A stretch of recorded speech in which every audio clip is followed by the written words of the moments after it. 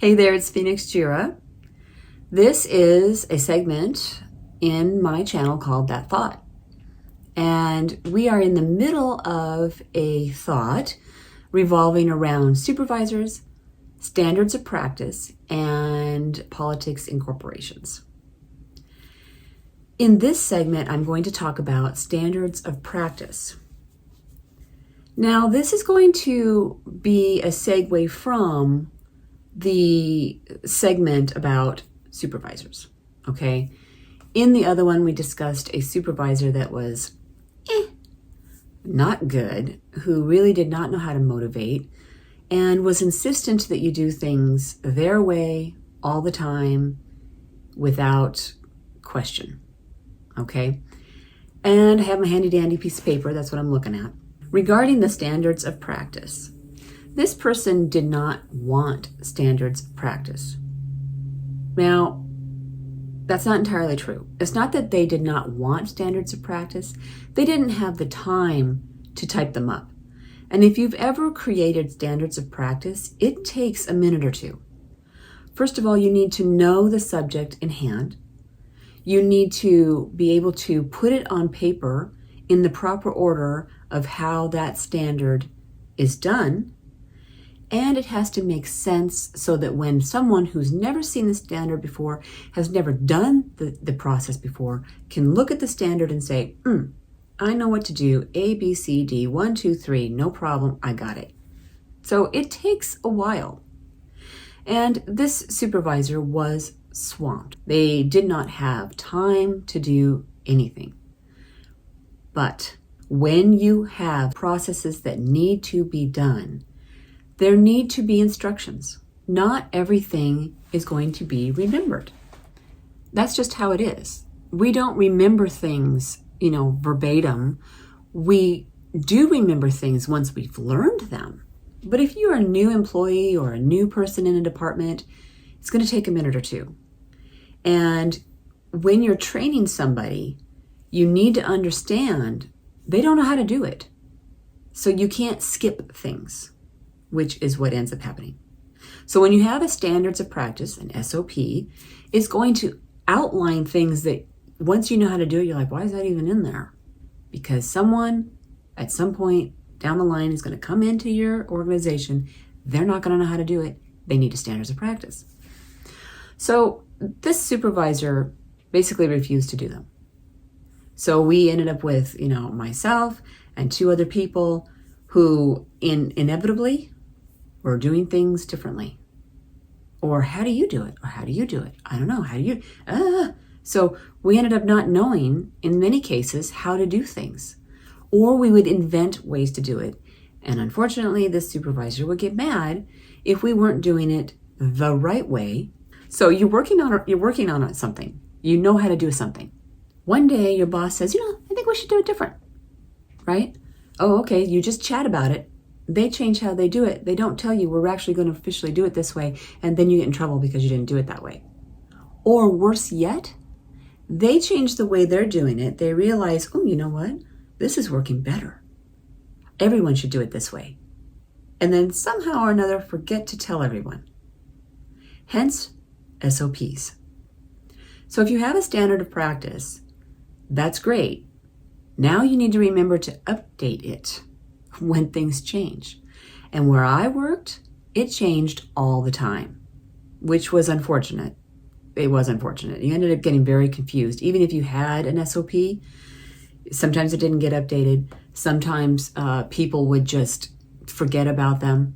So guess what? No, not chicken butt. That's a different video. So I was assigned the duty of creating the SOPs by our boss because my boss knew that my supervisor wasn't going to do it and someone needed to.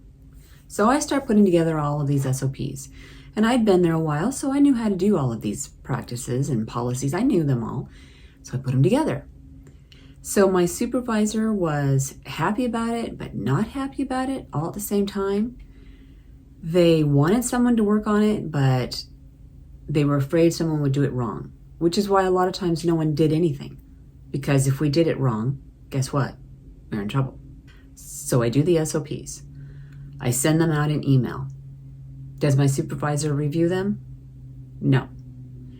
There was one other coworker who would look at them and actually give me suggestions, print it out, mark it up on a piece of paper with, hey, change this, change that. I think it's this and that.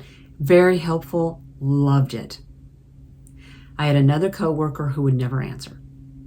And that coworker did not want SOPs and actually said in meetings, I do not want the SOPs because then I will be held accountable to doing my job correctly. Literally said that. And I remember my mouth just falling open. Huh? Oh, okay. Well, I kind of knew that was true, but I didn't know you'd actually say it out loud. The other problem with the SOPs is that most people never use them. I created all these SOPs. I'd send out the email, no response from the supervisor, good response from one coworker. The other coworker wouldn't respond at all. And when I said, hey, the response was, oh yeah, they're good. I guess my whole point to this video is kind of a gripe session. And to point out that standards of practice are very important. They need to be in writing, and they need to be as detailed as your organization needs them to be. So if the people working for your organization are doing administrative, computer, paper type work, it will need to be very detailed, obnoxiously detailed.